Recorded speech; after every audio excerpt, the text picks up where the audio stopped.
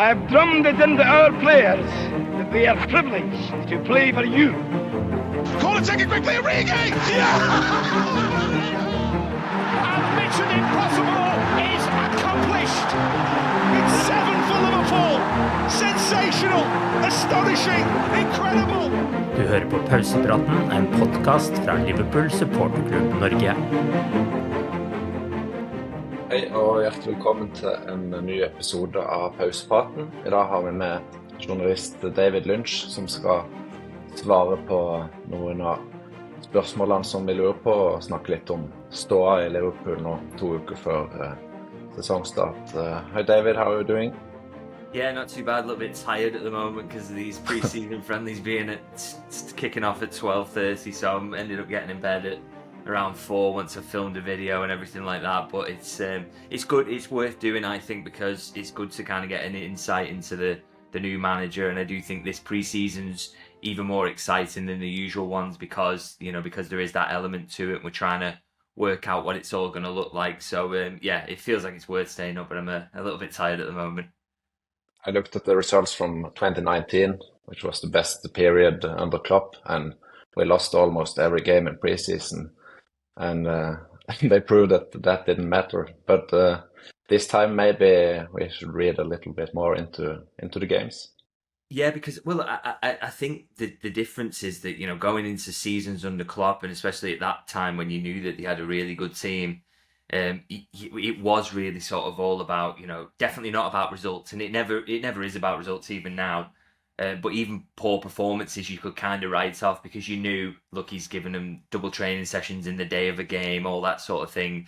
These really are about fitness and sharpness. But I think when you've got a new manager there, it's slightly different because, they can't just stumble into the season and it's going to click like that. You have to start seeing the signs that they can play this slightly different style of football. You need to see that encouragement because it's not like under Jurgen where every player who was involved, they knew their job, going into a season, and they knew off the basis of the previous seasons that they could click into gear, and they once it all kicked off and the serious football started, that they could just start doing the jobs then. But I think this time around, you need to see those encouraging signs, and I think there have been some, good performances, and I think last night as well, good to get a win over a side that's going to be near the top of the Premier League, particularly when they had so many, a stronger squad, I would say, and more sort of familiar names back. So I think a lot of encouragement so far from what we've seen. And I think that's been necessary. I think we wanted to see that.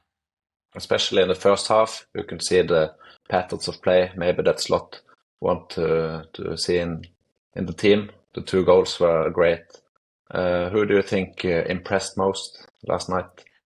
I think the obvious pick in terms of who impressed most is probably Harvey Elliott. I think he's looked good in pre-season in general for what we've seen of him, and I think back end of last season when obviously the manager's leaving, but Harvey had played himself into the team, and he was kind of a nailed on starter at that point, and you think probably more than most really would have been really disappointed that the manager was going because he'd got himself into that position and he could have almost rode that momentum into this season and been a starter again. But I think looks like he's kind of, in a mood to pick up where he left off, really, and think, well, even though it's a new manager, I should be in this first team. I mean, he's been in pre-season from the start, and I think, he's got all the qualities. And I also think, actually, under this manager, it might even be a style of football that suits him slightly better.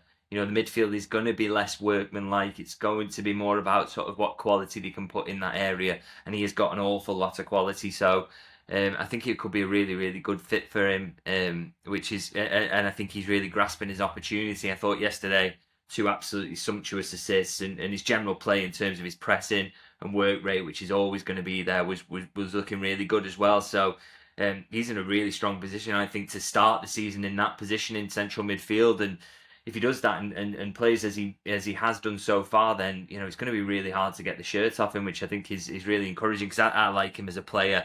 Like him as a person as well, to be honest, to deal with. So I really hope he can keep that up and keep his place in the team.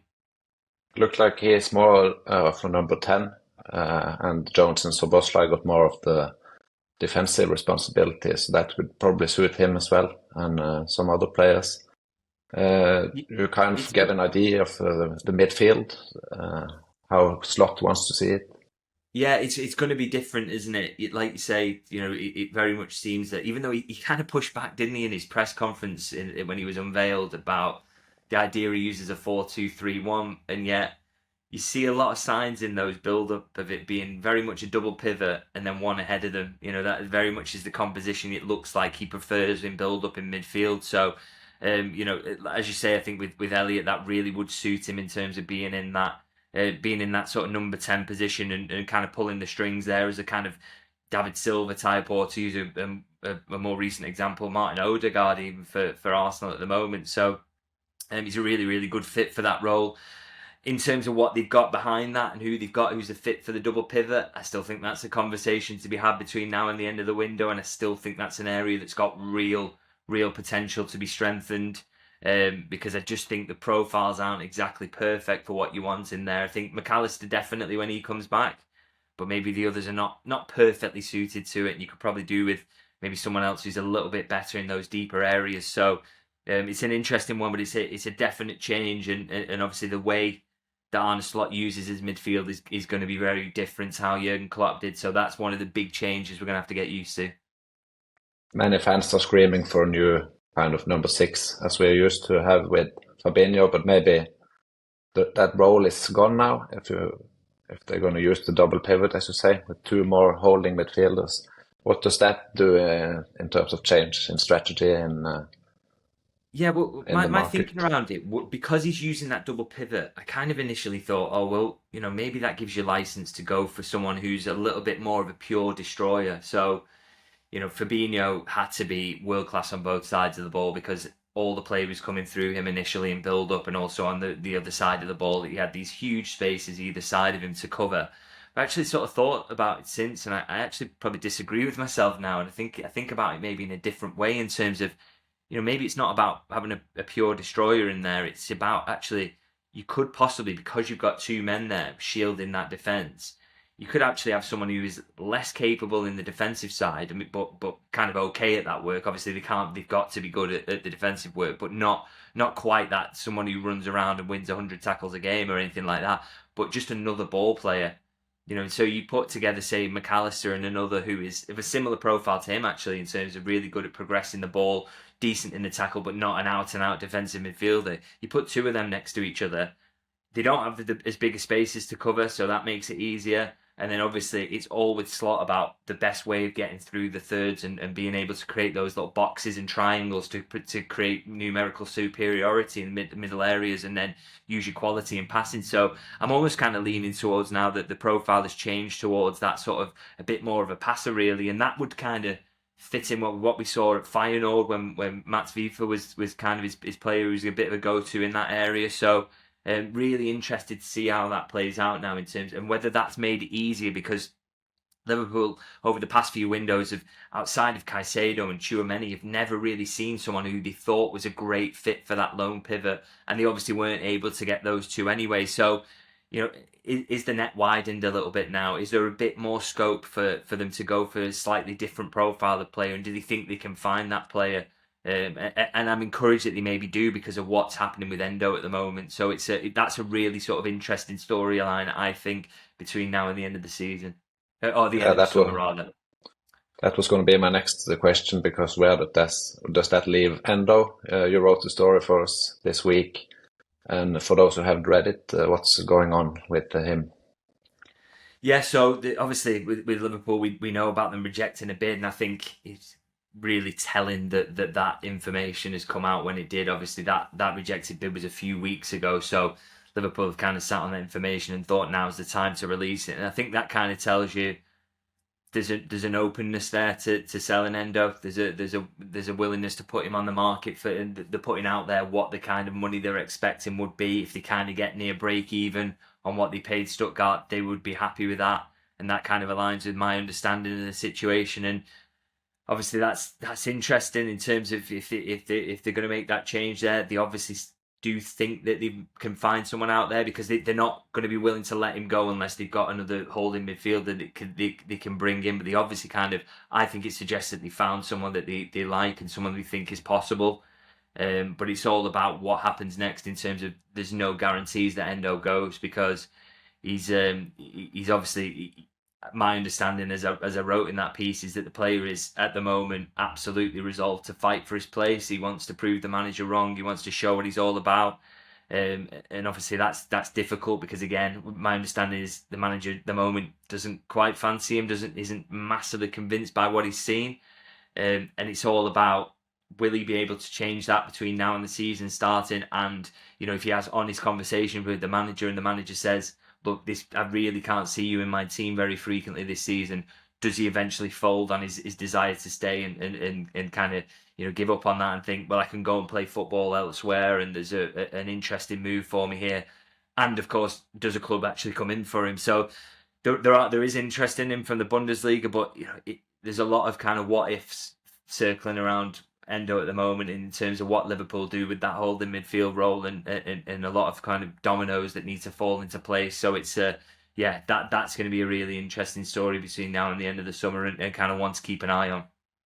Do you know what the primary reason behind Slot not rating Endo is?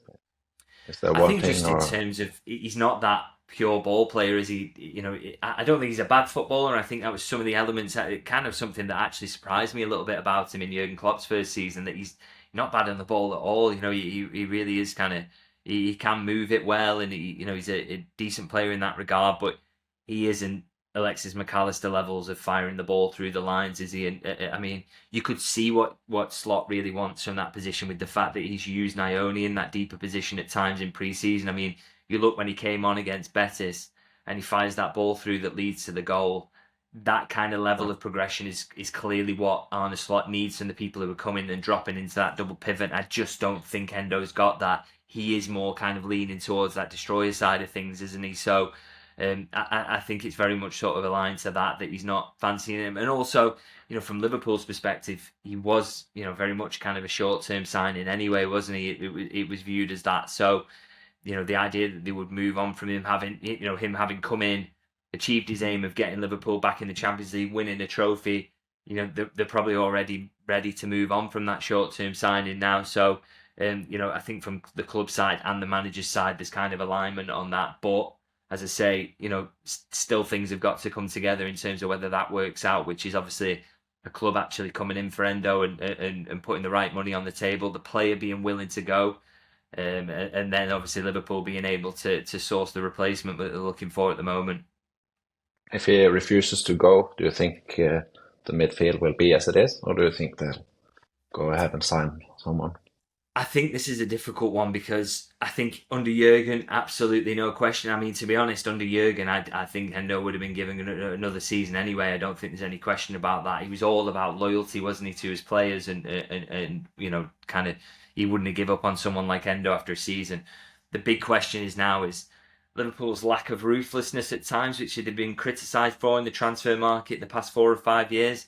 How much of that was Jurgen Klopp driven, and how much of it, how much has things changed with this new regime that's come in with Michael Edwards and Richard Hughes? That for me is a key question. And to be honest, from my perspective, a bit of an unknowable at the moment. We just aren't certain really whether that is going to be, they're going to absolutely bomb him out in a way that we haven't seen with players in recent years at Liverpool. Again, another interesting storyline between now and the end of the summer, but I think really, really hard to predict how that one's going to go, to be honest. If you ask me, it's a good sign that there's no panic in the market. It seems Slot is happy with the squad going into the season, and he wants to look at everyone before they sign new players. So do you think that as well, that it's a good sign for the club? Yeah, I think the one thing you could say is that, Liverpool are going into this summer, I know there's a lot been made of the fact that they haven't really sort of, they're the only Premier League club that hasn't signed a player. They're one of the very few across Europe's top 5 leagues, actually, they haven't signed anyone. But they don't actually need very much. You're not panicking to try and get someone in thinking, well, if we have to go to Ipswich with this squad, we're in serious trouble. It just isn't like that. There's a very, very good squad there. And I think there is no panic there. I think there's a couple of areas you could strengthen, and Liverpool are definitely looking at the moment. But it's you could go into that first 3 or 4 games knowing that this squad can win games as it is, and then if you can add to that, gives them a real chance to go on then and really win something and challenge more consistently than they did last season. I think again, something I've wrote in a column for you guys recently is about, I think outgoings are massively key to this window in a way that's kind of underrated, really. I think, we talk about Anthony Gordon and that left wing. Luis Diaz is an issue there to be solved, and again, we have to wait and see what happens with that. I think, left back / centre half, Joe Gomez, Kostas Tsimikas, what's going to happen with those? Those are all conversations that are ongoing with the manager at the moment, and some of those players are actually waiting for clarity in terms of what the role is going to be this season. And again, in central midfield, as I say, Wataru Endo and what they do in holding midfield. So it's not about kind of sell to buy or anything like that, but in terms of opening spaces up in the squad, this squad is, it's got a lot of players in it, and a lot of good players, and there has to be movement out, I think, to make things happen in terms of incomings. But I also think there's big chances that some of that outgoing movement happens, and therefore that will make this a kind of busy end to the window, which is what Richard Hughes predicted. We have received a lot of questions from our listeners, but most of them are more or less the same question. And I don't think you have an answer, but everyone wants to know, who are we buying? Yeah, it's a good. Well, I can tell you now that if I knew that, I would absolutely be writing it every single day. But I think, like I say, I think outgoings are a big part of this. One target you can definitely put down is obviously Anthony Gordon, a player that Liverpool definitely like. They make absolutely no secret of that fact. And if something does move with Luis Diaz, I think he'd be front of the queue really to get him in. And I think he would be a really good signing as well. I think he's a fantastic player, and obviously wants to play for Liverpool as well. So you can jot that one down as one that you definitely expect Liverpool to target. But beyond that, I think profile of the defender is going to be an interesting one. As I say, that the Tsimikas thing. Is that going to, if he does eventually decide that there's not going to be enough minutes for him this season, and maybe Joe Gomez goes, does that leave you looking for a left-sided centre-half who can also play left-back and gives you that versatility? I think that's a profile that Liverpool have looked at in the past. You think of Levi Colwill. That's something to kind of keep an eye on. But exactly who that is, I wouldn't kind of know at the moment. And again, in defensive midfield, I think we're getting a picture of what that profile would look like, a bit more of a footballer than a destroyer than we maybe thought in the past. But yeah, like I say, in terms of names, I really do wish I had them, but unfortunately not at the moment. The club are good at keeping it a secret as well, aren't they? So. Yeah, well, we're back with Michael Edwards now, and so it's a complete lockdown and quite difficult to get any information out, which is fantastic for support for the club itself, but not great for supporters and journalists, I suppose, at times. But I think it's the best way to do business from their perspective, isn't it? And we do still get little bits and bobs out the club that they don't want out there, so keep digging away for those. But you notice when they want to leak something, like with the Endo bid, then that's kind of information they want to get out via the journalists. Yeah, that's it. I mean, you can kind of tell. I think everyone can tell from the outside when it's kind of one that's been briefed and one that they're happy to have that information out there because it suits them for a reason. And I think as journalists, it's important. We always kind of question why that is and whether we're just doing them a favour or whether we're actually, presenting the truth. That you don't want to just be a kind of a mouthpiece at times, do you? But I think it's you can tell the difference between those. But I do think sometimes there's kind of a mistake that's made from the outside as well, is that believing that everything is a brief. For example, I've seen some complaints about, why would Liverpool put it out there that they wanted Lenny Yoro when they weren't going to sign him or whatever. But sometimes they don't have full control over the information that comes out. I think that was one of those that they would happily not have that information come out because they probably didn't think they were going to sign him anyway. So not everything's a brief. Sometimes yes, it is. Sometimes Liverpool are using the press to their advantage, but not always. And so sometimes the skill is kind of being able to discern the difference between the two.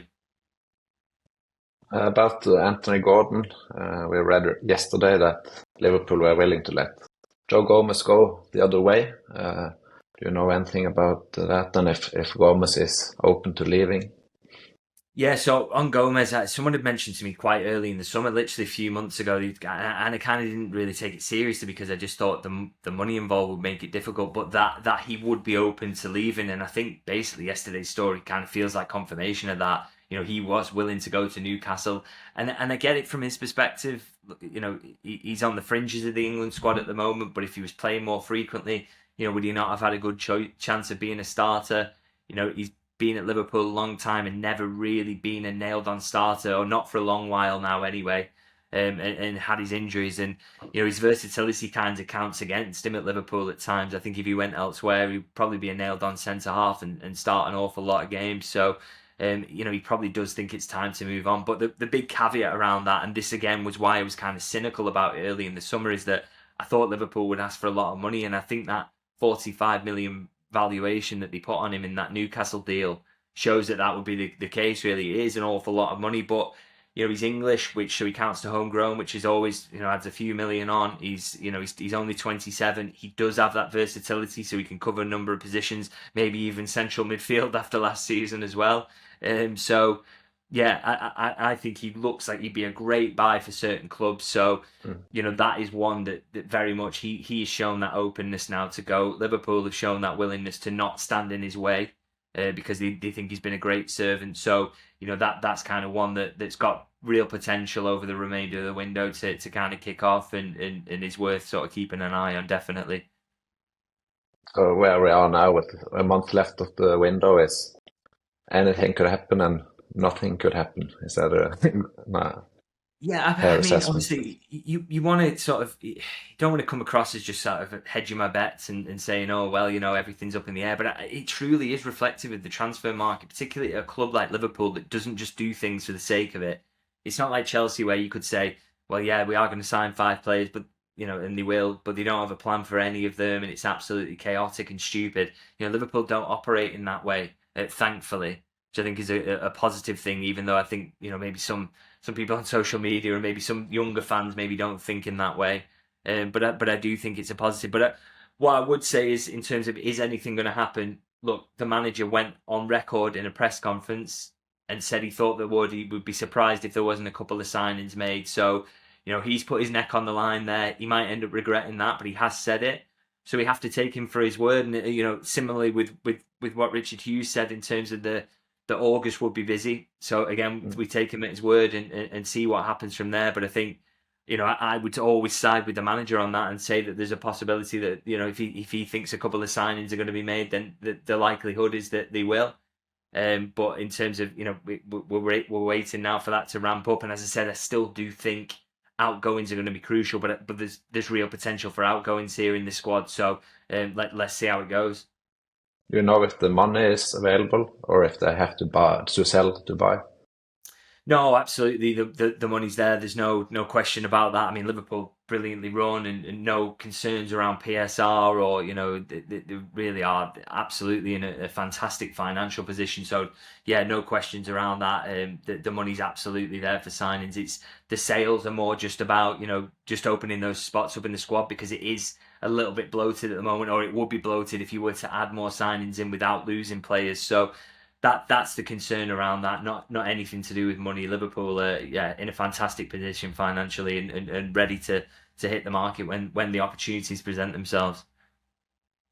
You mentioned the Ipswich game earlier. The new season is just a couple of weeks away. What do you expect from the first game of Arne Slot? And do you think we have to be patient and prepared for a bumpy start, or will he be ready to take the team? I think that's a really tough first game. I'll say that. I know it's obviously a newly promoted side, and they've still got the bones of a League One squad, really. But I think first game back in the Premier League for so many years, they're going to be so up for it. The atmosphere is going to be tough.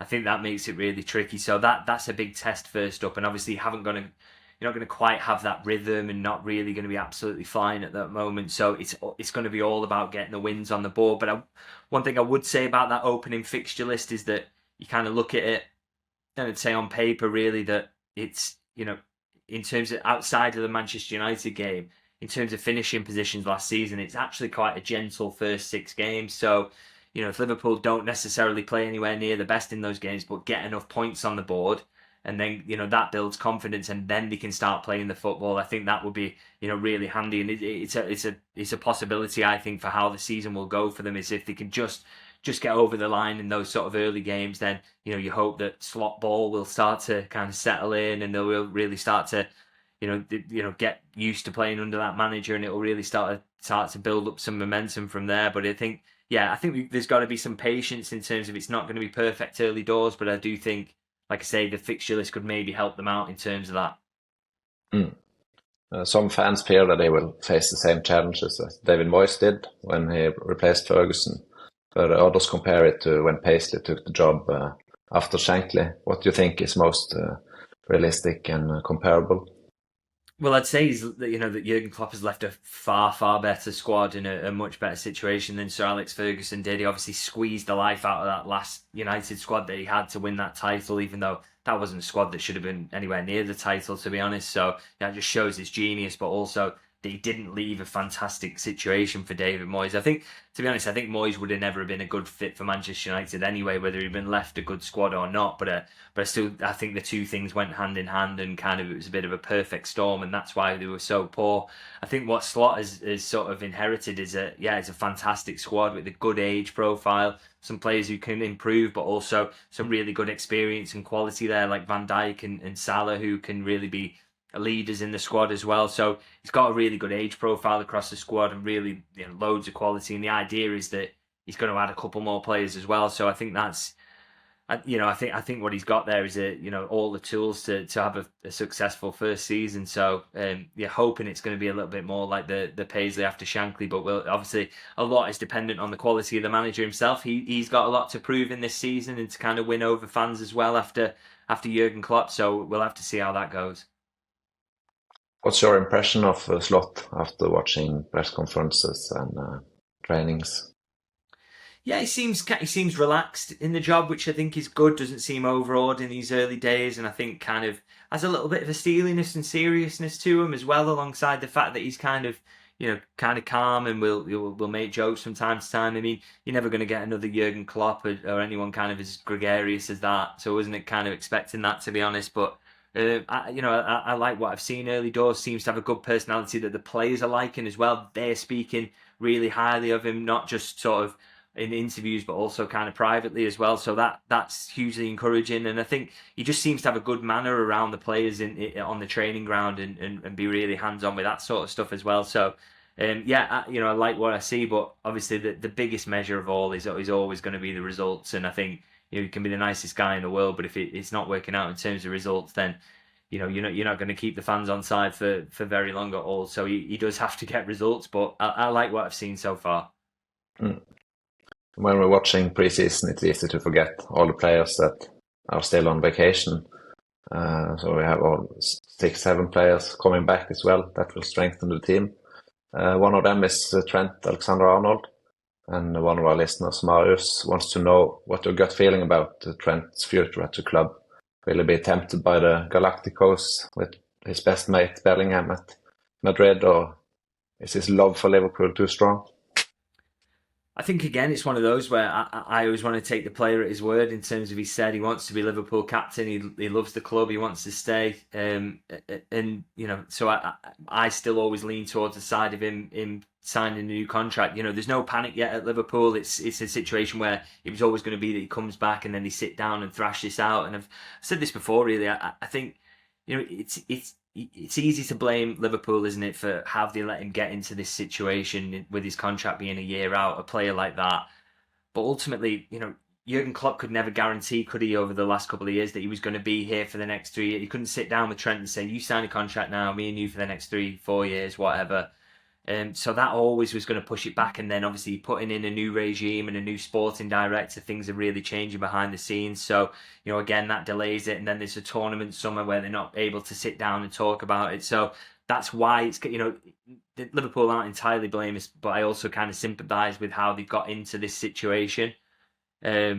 So that, it's just one of those. But like I say, I kind of lean towards him signing one. I think he's shown a desire to do it. Liverpool have frequently shown that when they've got a world-class player who's entering the peak, that they will reward them and they will pay the big wages. So I've a very expectation that they are willing to do that with Trent, because he's a massively important player in the heartbeat of that team. So yeah, my gut feeling is that he will sign. But obviously, I'm sure he will be slightly leveraging that Real Madrid interest in contract negotiations, as he absolutely should. But I would expect that an agreement will be reached there, because Liverpool don't want to lose him. And any news on Van Dijk and Salah? Yeah, so Salah I'm always massively sceptical about this one. I just think the amount of money he's on makes this a really, really difficult negotiation. Obviously, the age-wise as well, he's kind of, over his next contract, can you justify giving him 350 grand a week again? I just don't know because of the age profile now, and obviously I still think he's got a lot of goals left to score, and I think a couple more years at Liverpool would be perfect. But is it a couple more years on 350 grand? I don't know. And he's obviously got huge interest from Saudi, and it would be on a lot more money than that as well. So that is the one I'm least optimistic about. Not completely ruling it out or anything like that. And I think, ideally Liverpool would love to keep him for another couple of years, and I think he would love to stay. He absolutely loves being at Liverpool, but I think that again, that is such a difficult contract negotiation. And I think with Van Dijk, slightly different, slightly more optimism I'd say I've got about this one, because I think he has consistently said to us behind the scenes that he wants to stay. He's desperate to stay. He wants that new contract, and he's on slightly less money. He also plays as a centre-back, and I think centre-backs, they can play a bit longer, can't they? He can, and he's so intelligent that, he doesn't necessarily need to be as quick as he was, 3 years ago or whatever. So, I think I'm slightly more optimistic on the Van Dijk one, and slightly sceptical about whether Salah will get done or not. But, with Van Dijk, again, that's another one like Trent, waiting for him to get back off holiday and they'll sit down. Salah, as I say, slightly more difficult one, so maybe we'll see slower progress on that. But those first two, I think there's every chance that once they come back, that we'll see that kind of get thrashed out as quickly as possible. One last question. This week, Billy Hogan said that FSG have no plans for further expansions after the Anfield Road stand was done. Joa asks if you know why they aren't going for another stand as well to expand, especially when Manchester United are going for 100,000 capacity. So yeah, I think that's a fair point in terms of what, you've got to look at what your rivals are doing. Arsenal are talking already, aren't they, about an expansion as well. So, you don't want to get left behind. But obviously Liverpool have done an awful lot of work to get Anfield to where it is at this point. And I guess with the other expansions, I guess the conversation is that it's just extremely difficult to do. I mean, you look at the Kop, what would you do there going back out over into Walton Breck Road? Is that even possible? And the disruption that would create in the local area. And then obviously the Kenny Dalglish stand there, you've got housing just really tight to it. So pretty much impossible to go back onto that, because you're not going to create a situation like you did around the main stand where you allow those houses to fall into disrepair. I thought obviously Liverpool acted very poorly around that, actually, the way they went around that. So wouldn't like to see a repeat of that, if I'm honest. And I think the difficulty of expanding the Kop is a big reason why they maybe wouldn't go further or haven't got any plans in the short term to do it. But I agree, I kind of think it's a shame. But I'm also kind of torn, because obviously if they couldn't do that expansion and they wanted a bigger stadium, that would mean moving, even if that's to move on to Stanley Park or whatever. And I think that would be very sad as well. I wouldn't really want Liverpool to move away from Anfield. So, I can kind of see both sides of it, but I do think it's worrying from the perspective of being left behind by your rivals. Particularly Manchester United, but they already generate an awful lot of money from Old Trafford. But yeah, for FSG, I kind of get the business case is that it's kind of hard to make it make sense at the moment, and really difficult to do, particularly when they've only just completed another big infrastructure project there with the Anfield Road end. Just to finish, how are you feeling about the season from where we stand now? Yeah, optimistic. I think, I've really liked what I've seen in pre-season. I think you've got a smart manager, a good tactical manager who seems like the players are bonded with really well so far. Obviously, I still think this is a fantastic squad that could, and I do think actually, as much as there are improvements to make, and I'd love them to see them sign that couple of players that Slot has talked about. I really would like to see that. But I think, Liverpool, there's almost 10% on the table for them there if they just don't get as many injuries as they have been doing in the past few seasons. I think an underrated sort of aspect of the problems that Liverpool had in the latter part of Jurgen Klopp's reign was that he was just constant with injuries. He just couldn't keep anyone fit or keep them in rhythm, and it was just a massive, massive problem for them. So I kind of like to see that sorted out. And if Liverpool can keep, even if they made no changes, and I still think they will, if they could keep this squad fit for the entirety of the season, I think they would go further and challenge for a bit longer. So, that for me is number one aim for the season, really. And I'm hugely optimistic that if they do that there's a really good season ahead, because I like what I've seen from the manager. And yeah, hopefully those couple of players in as well to strengthen it further. And I think Liverpool are in a really strong position. I agree. Thank you so much for the update. And we'll see you in Oslo in a month, I think. Yeah. Yeah, very much looking forward to that. Absolutely can't wait. Thank you. Have a nice day. Thank you.